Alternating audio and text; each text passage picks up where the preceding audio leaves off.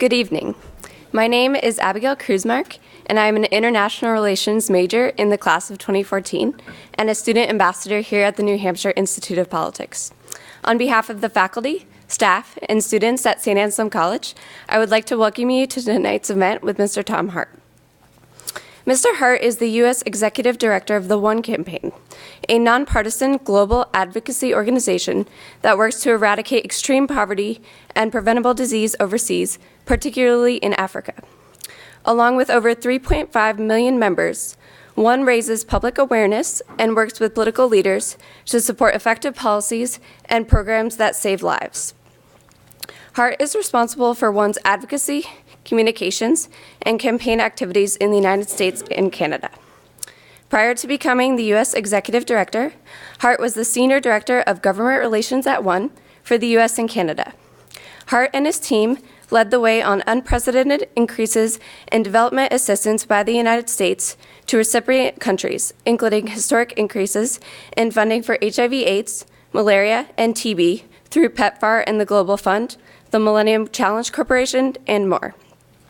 He is also a leader with the Modernizing Foreign Assistance Network and sits on the New Hampshire Institute of Politics Public Advisory Board. Before joining One, Hart was the Director of Government Relations for the Episcopal Church USA and an aide to Senators Alan Cranston and Jay Rockefeller. Tonight, he will discuss One's advocacy work in Washington and how these U.S.-funded programs positively affect recipients. Ladies and gentlemen, please welcome Tom Hart.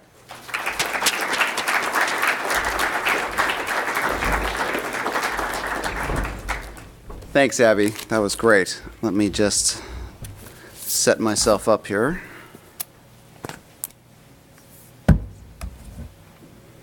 Great. Thank you so much for the kind introduction. I really appreciate it. And thanks to Anne and to Neil for allowing me to come back to the Institute. I think that this is the second time I've had the honor of standing up here and presenting here at the Institute. The last time I was here was a blinding snowstorm and fog, so at least with a little better weather, although I guess I just missed a huge windstorm yesterday. So glad to be back here and really delighted to be in the Granite State. I've got lots of roots here. My family, who is here with me tonight, my mom and dad live just outside of Peterborough, and I went to Keene High School, and my sister and brother-in-law also are from here, so it's very good to be in New Hampshire. My wife Roma also came up with me tonight, and I'm very glad for that, to ensure that I didn't miss my plane, which is something that I have a habit of doing, so great that she's here as well. I want to cover three things and then open up to questions and answers. I'm happy to talk about anything you guys want to talk about. I want to tell you a little bit more about One, how we do things, what we do, what we care about, what we're focused on. Then I want to share some of the exciting progress we've made in fighting global poverty, this proud American legacy that so few people know anything about. And finally, I want to introduce an exciting new project that we're working on. So the One Campaign is a bipartisan advocacy organization committed to the fight against extreme poverty and disease. Unlike many of the charities you may be familiar with, we don't provide services on the ground, and we don't raise money from the public. We, as we often say, we're not asking for your money, we're asking for your voice. We raise attention to critical issues, and we work with policymakers on bipartisan solutions. So we know that meeting the mission of beating extreme poverty takes everyone focused on this, from foundations to churches to individuals and charities. But we found that the government plays a huge role, and we need to make sure the government is doing more and doing it better. So that's what we at One are focused on. And we don't just do that in Washington. We have offices in London, Paris, Berlin, Brussels, and now Johannesburg, South Africa. The One Campaign is probably best recognized by our founder, Bono, from the rock band U2. We got our start about 10 years ago, supporting him and his campaigning for debt relief and fighting AIDS in Africa, putting together crazy coalitions of Republicans and Democrats, pop stars and students and preachers, and to create a little noise and attention around HIV and debt relief. Since then, we've really grown. We have 2 million members here in the United States, 4 million globally, with nearly 1,000 people, members of the One Campaign, in every congressional district in the country.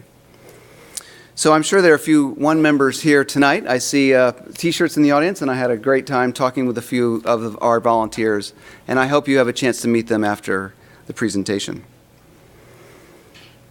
So in working with the U.S. government for more and better policy, we're constantly fighting two huge myths about foreign aid. First, that we spend 25% of our budget on foreign aid. Polls across America for 10 years have told us the American public thinks we spend 25%. The other thing that people feel about foreign aid is that it's all wasted. Well, if either one of those two things were true, I'd be campaigning to cut it. But of course, neither is. The fact is, foreign aid is less than 1% of the budget, with poverty fighting assistance, that piece of it, an even smaller share. And it's delivering incredible results, which I'll talk more about and show some slides about in just a minute. So how do we do what we do? So let me just admit up front, I'm a lobbyist. I'll admit. You may remember last year, pollsters asked the American public about Congress. Congress was actually less popular than head lice, root canals, and traffic jams. I'm going to give you some guesses on what was less popular than Congress. Telemarketers, North Korea, the Ebola virus, and lobbyists. So it's a very proud moment for me to stand in front of my parents and admit that I work in the least popular profession on the planet. But it is what we do. We go and lobby Congress, and we raise awareness, and we bring together coalitions around good policy. So we do that in three big ways, three approaches. One is we do meet directly with members of Congress and their staff. We meet with the White House and members of the administration. I had the privilege this morning to testify in front of the Senate on an issue I'll talk about later, so they'll ask us to come up and share our expertise and our experience. We help Bono, and we help other high-profile individuals, military leaders, religious leaders, people from Africa come to Washington and help describe what we do. With our One Campaign members, the other big way we bring our voice forward is through our membership across the country. They generate phone calls, they have meetings, they attend town hall meetings, and they come to Washington like many people did just a few weeks ago for our annual Power Summit. We had 230 meetings with our One membership up on Capitol Hill. It was quite a sight to see all these folks in their One t-shirts. And the last thing that we do is we create heat, we create attention, try to create some buzz around these issues. We use traditional media, we use social media. 90% of Congress has a Twitter account now, so we use that. And we also use ways of getting attention like Product Red, which you may be familiar with. It's our sister organization which works with some of the biggest brands in the world, Starbucks, Coke, Apple computers, to create red branded products. A portion of the profits from those products go to fight AIDS in Africa. So let's talk about the progress. And I think, Ann, am I just hitting the arrow? Okay, just hit the arrow. All right, I will. Got it. I'm going to talk a bit about the progress. At One, we love our facts and figures. We love how these numbers can move us and how they can move you and politicians to action. We consider ourselves factivists. These are the facts that can challenge the cynicism that exists, the inertia that is tied to disbelief that there's anything that can be done, or worse, that whatever is done is wasted and unappreciated, and it's not. The facts that if we hear them and we heed them can help us beat the modern-day plagues of AIDS, TB, and malaria, and even end extreme poverty. So here are some slides to make the point. Whoops, no, I've done it.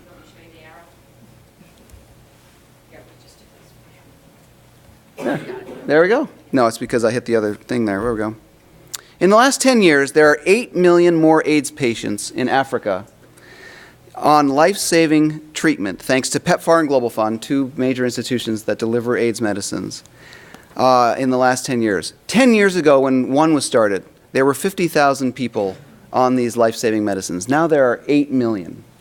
That's the difference between an inch and 13 feet in 10 years on a disease that people thought couldn't be tackled in the poorest parts of the world. Malaria. There are 8 countries in Sub-Saharan Africa that have cut malaria deaths. This is death from a mosquito bite by 75%. Deaths of kids under 5, it's down by 2.65 million a year.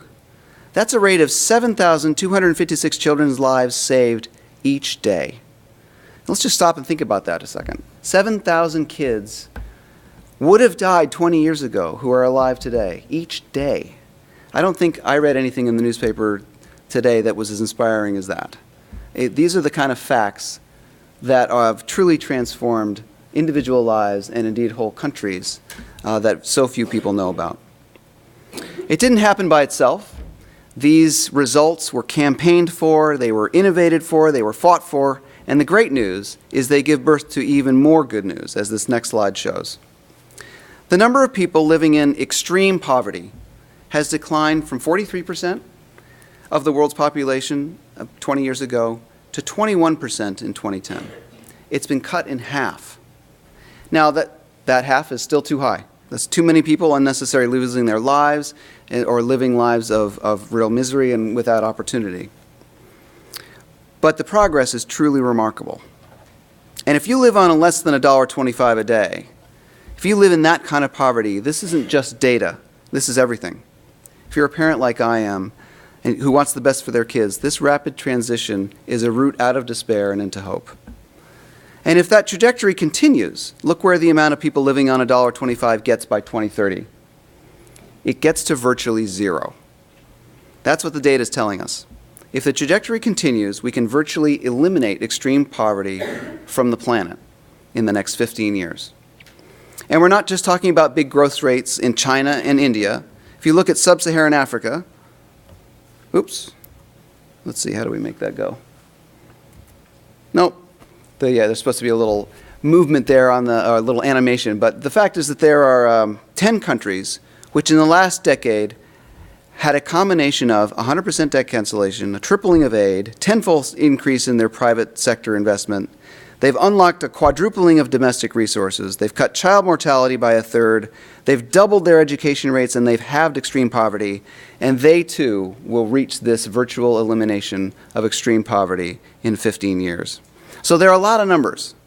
But behind each are moms and dads, brothers and sisters, individuals who have the gift of life and an improving one at that.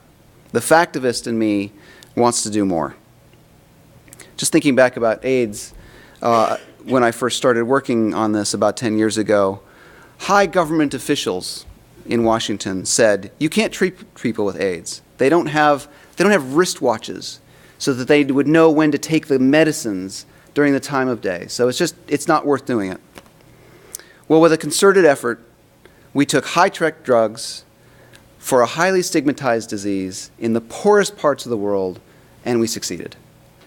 So when you look at these kinds of results and you hear that kind of story, it's very clear. It's not a matter if we can solve these problems. It's a matter if we will. So the question is, will there be inertia?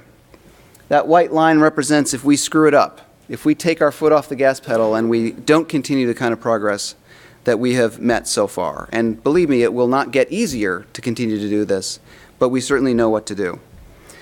And extreme poverty and disease don't coast. We can't take a couple years off from this fight because those sorts of diseases and extreme poverty come back with a vengeance. Just think of bacteria and viruses. They mutate and become stronger unless you knock them out. So if we keep our foot on the gas, we can keep the momentum to the end. Oops, excuse me.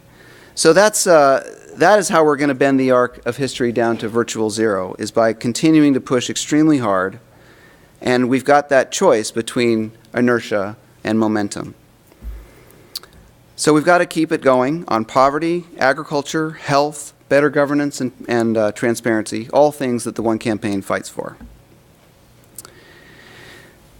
So let me wrap up by illustrating one challenge that we're beginning to tackle now. Imagine a meeting like this one, a meeting of students, community leaders, moms and dads, entrepreneurs, bright minds, looking to learn or start a business or give the best for their families or have a talk. Imagine a meeting just like this one, but it's happening just a few miles outside of Nairobi in Kenya. These two meetings have so much that bring them together, so much similar, much more than they have that's different. But what will be different? Well, For one, Anne?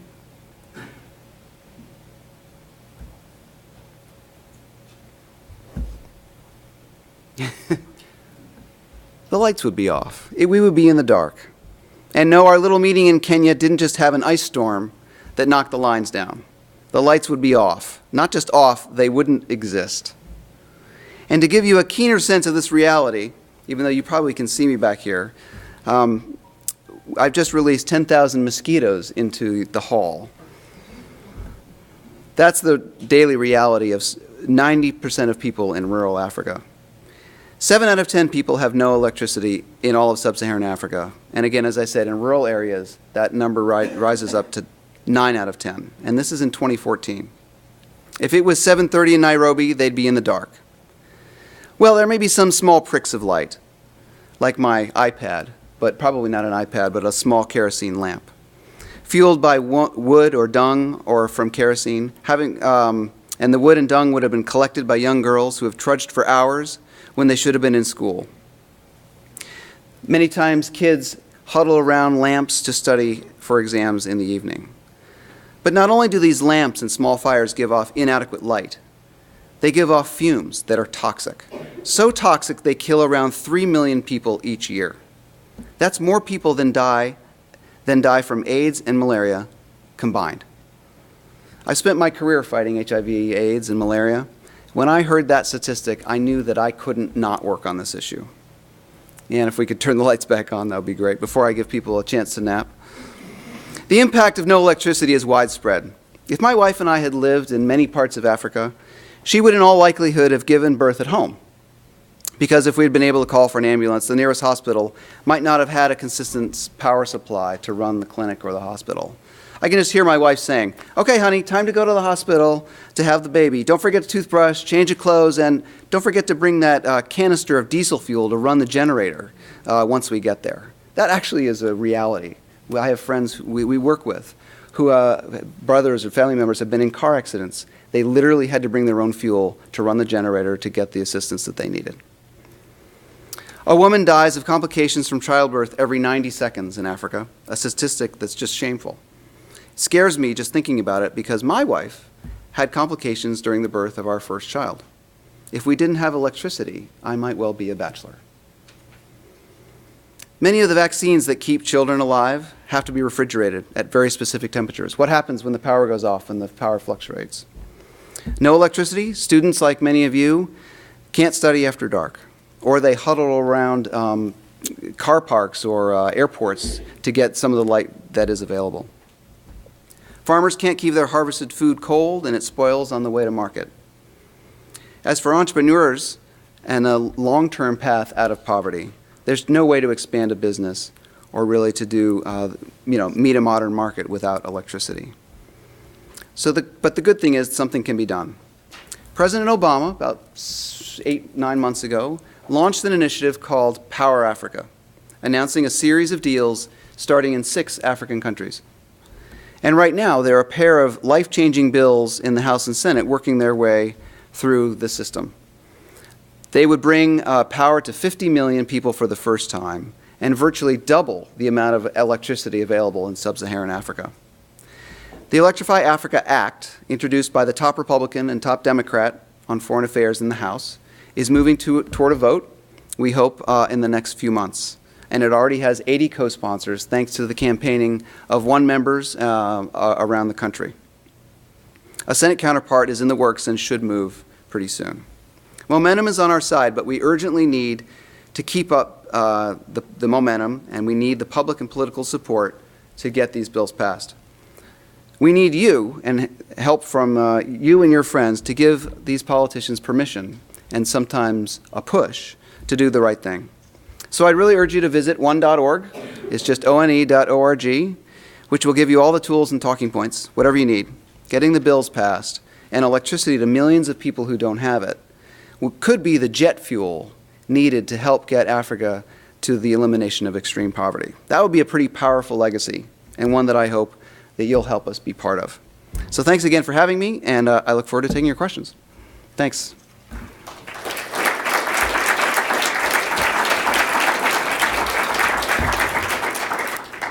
Great. How do we want to? Oh, there's a handheld being walked around.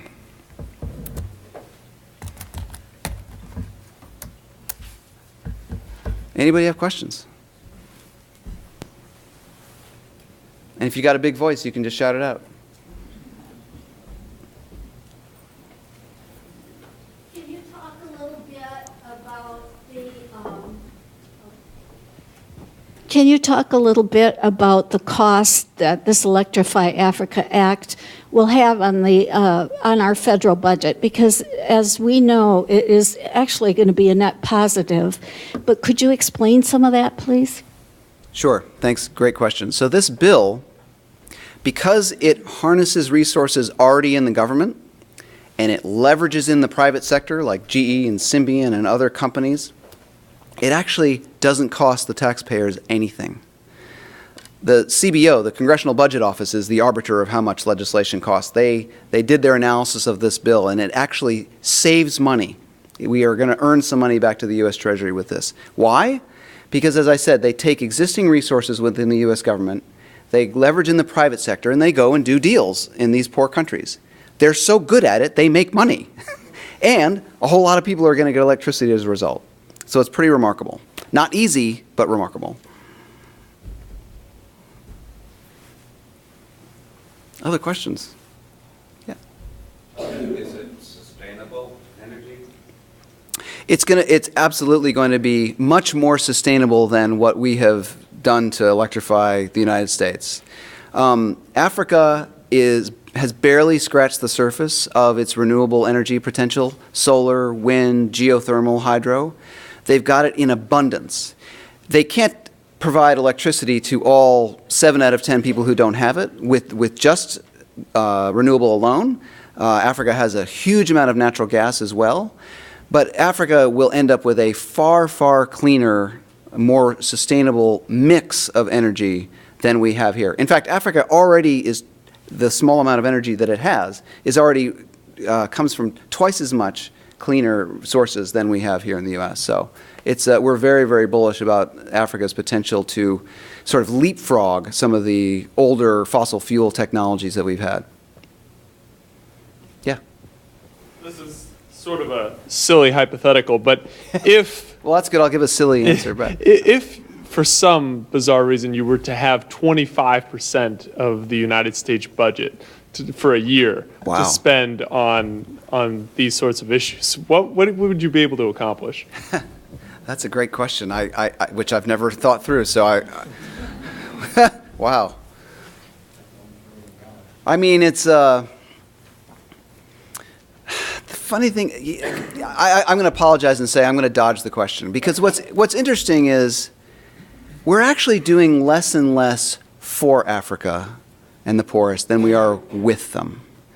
And let's be honest, they don't want our aid. They want to be independent and stand on their own and move forward. Now, programs like PEPFAR, the President's AIDS Initiative, and fight against malaria, does require assistance. They need our money and our high-tech drugs and our technical assistance to help get that to people who need it.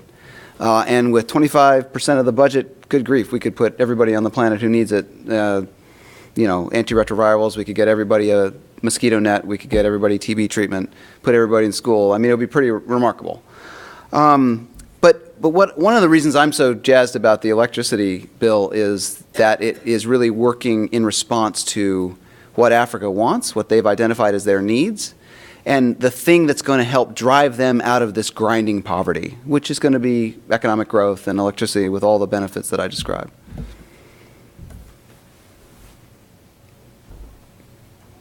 you explain how you're going to get power to the rural parts of Africa? Great question. I don't know if you heard that. How are we going to get electricity to the rural parts of Africa? So lots of ideas about how to do that. Not easy. It's obviously easiest to build a power plant next to a big city and generate power for there, but obviously so much of Africa is rural. There are a lot of innovative technologies out there now that are called off-grid or mini-grid. So you can set up a wind farm and harness that and create a small grid for a village, or solar panels on houses. And actually, there are small mobile natural gas units that can also provide that kind of off-grid technology and electricity for the people who need it. So that's going to be a big emphasis of this legislation, as well as some of the just major power generation. But let me admit, all of the questions around how we get electricity to the poorest people on the planet have not been answered.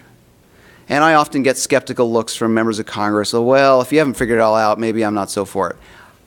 What I like to remind them is 10 years ago, we had no idea how to get high-tech drugs to the poorest parts of the planet either. When you make a bold promise and put real money and effort and political effort behind it, amazing things happen. Why? If you're a reformer in Africa and you're trying to reform this difficult regulatory environment, doing that on your own without any incentive behind it is really tough. But if you've got the promise of trying to get electricity to your whole population, the barriers to getting those reforms begin to fall. So that's one way we're hoping it will move forward. Yes? A lot of the pushback that you hear now from Washington is, well, this is sort of this polemic, I'm sure that poli-sci students are very familiar with, which is, is government a solution or not, and government's not a solution, and so forth. I mean, what do you? I could imagine folks, of that sort of mindset saying, giving you the pushback. Yep. And what do you? I guess two-part question. What do you say to that pushback? And then what do we say to that pushback as citizens? Great question. Yeah, I do think the role of government is being challenged now in a way that it hasn't been before. Is it relevant? I mean, you read the headlines and you think nothing is happening. I guess you won't be surprised to hear me say that I disagree. I think government's hugely relevant to the kind of challenges we're talking about. Because we work with Bono, we work actually quite closely with Bill Gates and Oprah, and even if all these guys emptied their pockets, we couldn't treat 8 million people in Africa with medicine for AIDS. It takes the kind of resources and innovation and leverage that governments provide, which is why we at One are in this business. We don't believe that government is the answer to everything, but it certainly is a piece of the puzzle and a rather important one. I often ask people who they think the largest charitable giver in the United States is, and everybody says, oh, Bill Gates or oh, Warren Buffett. No, it's the United States government. They're the largest single provider of charitable assistance on the planet. We need to make sure that they're doing it right and focused on things that work, and we hope that they'll do more. So, let me follow that question up just a little bit. I mean, you're obviously accomplishing a great deal. If this is so important and there's millions of people who are as enthused about it as you are, why are you wasting your time with a dysfunctional government who has to coerce money from taxpayers who don't want to pay it, when you could go to people who are enthused about doing this and collect the money you need in a big way and solve the problem? Yeah, no, you're right. We're not that organization, but there are tons of incredible organizations that do raise money from the public and do amazing things. Groups like CARE, Save the Children, or Oxfam, or World Vision. And there's no doubt that if that went away, we wouldn't be making the kind of progress that I described tonight. We found that the government does play an enormously important role, and when done in a smart way and in a bipartisan way, where results are really the focus, the government can also be a contributor to that enormous progress.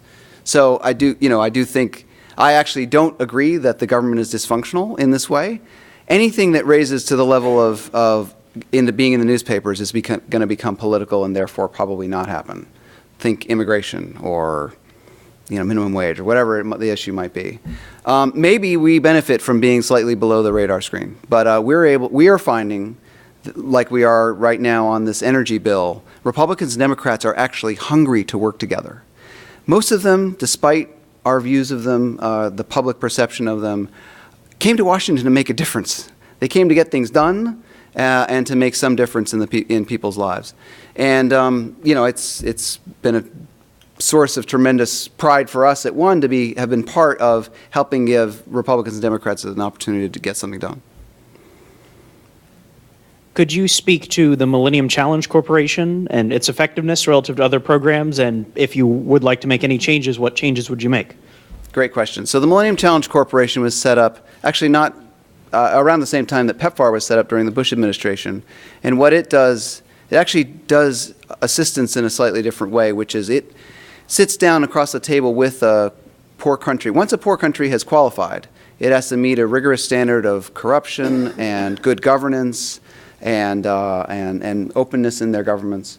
And then the U.S. government sits across the table and negotiates what do you think are the major constraints to fighting poverty in your country, and then they work together to knock those barriers down. So we're big fans of the Millennium Challenge Corporation. We are big fans of the kind of back and forth conversation between our government and those governments. It seems a little strange to say so, but that isn't the way we normally have done aid. We usually tell poor countries, we want to get school books to your kids, and so we provide school books. Or we want to, I don't know, our own priorities, whatever that might be. MCC really does change that model and have the countries in the driver's seat. I think one of the changes I would make is Africa is now seeing itself more regionally, West Africa, East Africa, Southern Africa, and less as 48 individual countries. And so they're seeing their poverty reduction and economic growth much more closely tied to their neighbors. So I wish MCC would look for a way to do things more regional focused. So for example, a rail system. It makes no sense to do a rail system just within the confines of Ghana. I mean, I need to integrate that through all of West Africa for trade and all the rest. So that's something I'd hope they would do.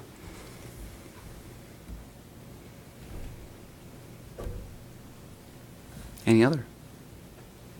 Abby? Could you speak to the role of students in the university students and getting support for the One Campaign and for these global issues? Great, yeah.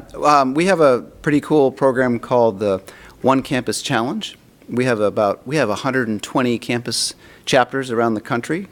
And I'm not sure we actually have one here at this school. It'd be great if anybody's interested. I know we can set one up. The campus challenges, they're usually schools across the country compete against one another for points, and they do advocacy, they do projects, they raise awareness.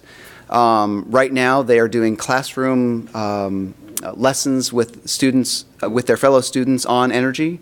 Another part of their challenge was because one is celebrating its 10-year anniversary, they did 10 activities related to fighting poverty. So it's a pretty fun program, and we definitely encourage our students to get involved. So.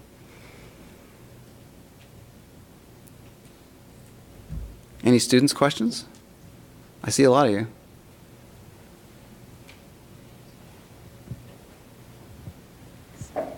So you talked a lot about this electricity bill, but assuming for whatever reason it doesn't get passed, what other kind of projects is one working on? Good question. We'll continue to work on support for the fight against HIV/AIDS, TB, malaria. We've got a big campaign coming on vaccinations. Vaccines, we all had the pneumococcal and rotavirus vaccine when we were kids. Those two diseases, it's basically diarrhea and pneumonia, kill more kids under 5 in Africa than anything else. It's crazy. And of course, there are the technologies. We have them here, and they're being rolled out in Africa now. So we're looking for a campaign to roll out and finish that job. Can save an incredible amount of lives with that. I guess I didn't describe the sort of 4 pillars of one's work. One is global health. The second is agriculture and food. So we're continuing to fight for more assistance to farmers and cold storage, like I talked about before. Governance and transparency in Africa, because clearly corruption is an issue and needs to be tackled. And the last is economic growth, and our energy work really is in that economic growth realm. So those are the 4 major areas that we work on globally, including the United States.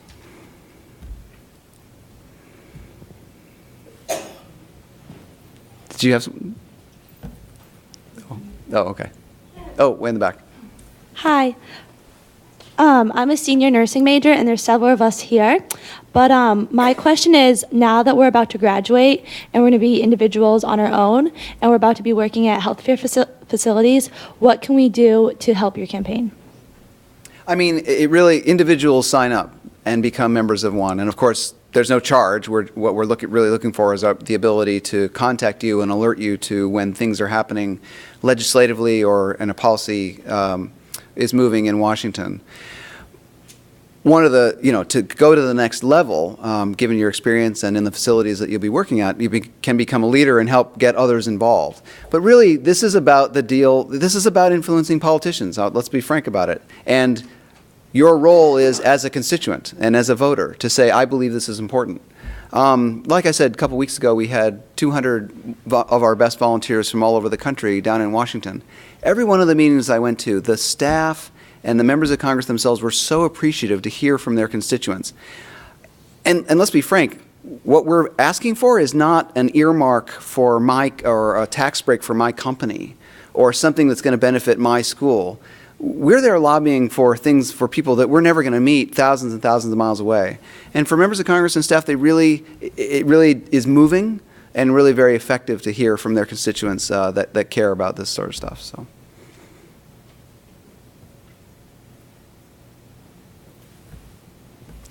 I recently heard a statistic that only 50% of the world has water.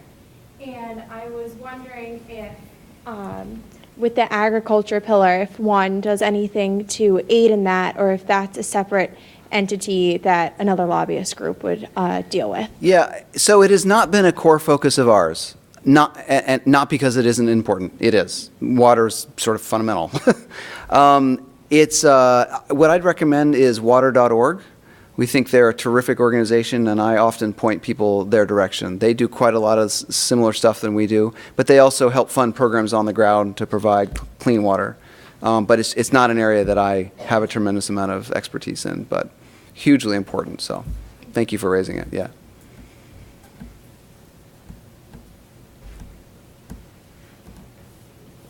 If you could change one or end one social inequality or world problem, what would it be?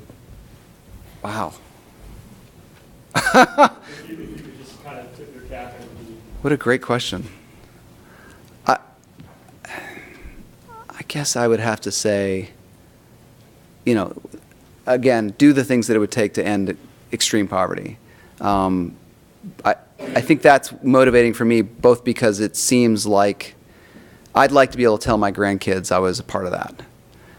They could grow up in a world that doesn't see the kind of grinding day in, day out kind of poverty, which is, unfamiliar to this country, but also, we certainly have all seen the face of poverty, but it's so widespread and it's so debilitating in so many ways. And I think one of the reasons, like I said, that I'm excited about it is actually possible, but it's going to be a tremendous amount of work to get it done.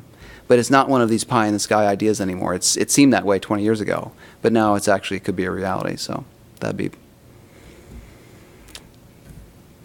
Yeah. Thinking about the relationship between electrifying Africa and ending the poverty. Right. Obviously, that brings the margin.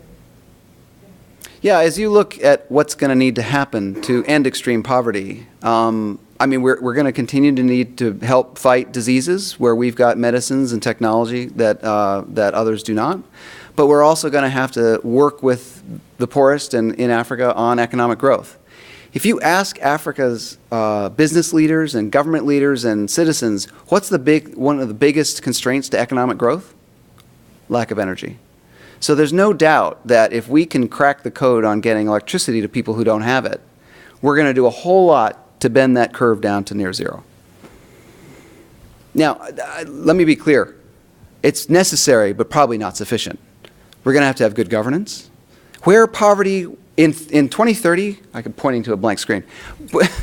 In 2030, where that poverty will remain is in places where are still in conflict, where there are barely governments, where corruption is raft. So there's a lot of other things that need to happen.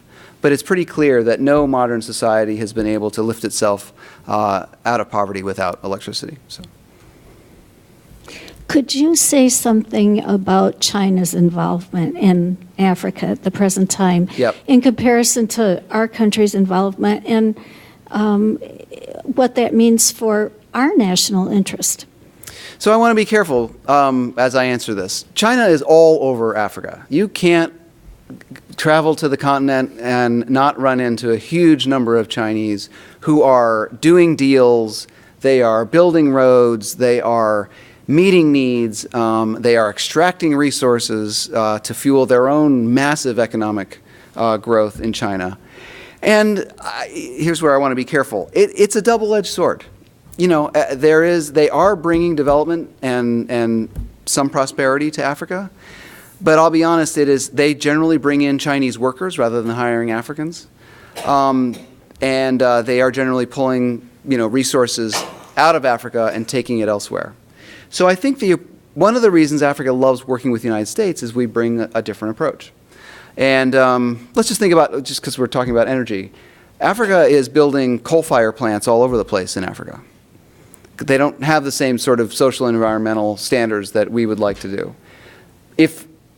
So the bill that I described would add 20 gigawatts of power. That's the goal, 20 gigawatts of power, which I can't even really describe how much that is. It's a lot.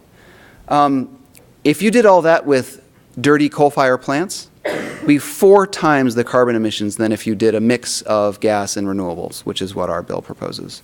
So one of the things that I think we need to do is we cannot cede influence and activity and investment in Africa to China. I think not only does that hurt the planet in terms of carbon emissions, I think it hurts our influence on the continent, and I think it doesn't lead to a sort of a more sustainable and path forward for the continent. Did you have? Yeah. A lot of the countries in Sub-Saharan Africa, they have the natural resources, but not really the infrastructure to compete on an international market. Exactly. So if you got in there, how would you help Sub-Saharan Africa actually compete on the international market to really get the economic prosperity they need? Well, yeah, the infrastructure deficit in Africa is massive. It is, I think the estimate I heard today was $300 billion worth. And it's everything from roads to energy to ports. And I guess I don't quite know how to answer. It's going to be a massive undertaking. When you start a marathon, you got to start with the first step, and we feel like in this regard, energy is the right first step to take, not only because it has those knock-on effects in terms of economic growth, but obviously humanitarian impacts as well. It's a real priority. It's one reason why we work very closely with the World Bank. World Bank does a huge amount of investment in Africa in infrastructure. It's not sexy, it's hard to describe, but as Bill Gates said, well, if you're trying to get your crop to the market and sell it, or if you're trying to get someone who's sick to the hospital, boy, a road is really quite a clever idea. So it's not sexy, but boy, is it sure necessary. So it's a good question. Do the estimates of eliminating poverty by 2030, somewhere in that range, factor in the effects of climate change on the world's poor? Everything I've read says the world's poor are going to get hit the hardest by climate change. Could you say something about that? I believe they do. These World Bank estimates of getting down to virtual zero do take those into account. You are 100% right that Africa and the poorest people on the planet have contributed least to the problem, because of course every African emits about 1% of what we emit in terms of carbon. But they will be hit first and worst by the problems. You're already seeing desertification of the Sahel region going further south. You're seeing malaria in high elevation areas that you never saw before in Africa.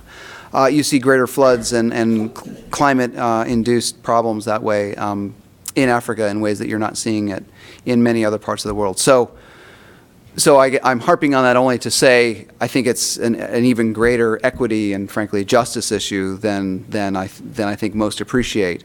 But I do think that these models take that into account, and one of the reasons why we can't take our eye off the ball. I mean, we've really got to keep pushing. Yes. So once Power Africa becomes a reality, you'll have utility companies. Will they be run by the governments or private entities, and how will you ensure that they're fairly paying their workers as well as fairly charging customers? Good question. The utility companies would be African, probably a lot of the equipment would be American or come from elsewhere, just because they're not building this kind of equipment in Africa at the moment. Hopefully one day that there would be the capacity to do so. But the utility companies, these utilities would be run either by the governments or by, in our view, better yet, by private entities in these countries themselves. And obviously lots of tricky, tough, long issues to figure out how to build, well, there would be a customer base, no doubt, but how to do payment systems and how to make sure that whatever subsidies need to be in place are there or fixed. And one of the things that keeps me going every day is the innovation and entrepreneurship of the Africans themselves. I met a young man when I was in Liberia who created this small little device. It looked a little bit like our iPhones, and it scanned the meters that were installed by this new power generation and printed out the receipt right there and charged the bill, and they were able to get the cell phone payment right from the customer right then and back to the central headquarters. And it costs, I don't know, $30 or something. That little piece of technology displaced this huge brick and mortar plan. They were going to build all these central hubs of collection agencies, which wouldn't have worked, and it would have cost 100 times more. So in a sense, well, not in a sense, Africa has the opportunity to leapfrog a lot of the sort of traditional ways that we have developed. You've already seen that in communications. And if you go to Africa, they've completely gone over landlines. Everybody has a cell phone everywhere on the continent. I get better 4G service in Kenya than I do in Kensington in Maryland, my home. That opportunity to leapfrog is really present with energy and with a lot of these other sort of payment systems, banking, infrastructure. So we're pretty bullish on that. Other questions? Yeah. Okay. Sorry, my voice is really hoarse. I was just wondering if you do any other work with any other areas in need aside from Africa with the One campaign, or is Africa just kind of like your main concern at this moment in time? Africa is definitely our main area of focus, but for example, PEPFAR, the President's AIDS Initiative, does work in 3 or 4 countries in Latin America and the Far East. So the policies that we support and encourage help the poorest people on the planet. Unfortunately, most of the poorest people on the planet are in Africa, so that's why I end up giving so many examples and talking about that as such a focus. Very interesting phenomenon, though, as time has moved on. In the next 10 to 15 years, I think it is, more people living in extreme poverty will live in middle-income countries than very poor countries. So we're seeing a bit of a shift in where those poorest people are. So I think we may need to, at one, get a lot more smarter about other regions of the world, but for the moment, it really is a focus on Africa. It's a good question.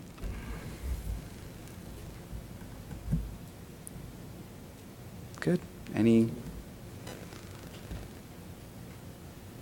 Terrific. Well, thank you all so much. This has been terrific. I really enjoyed the interview.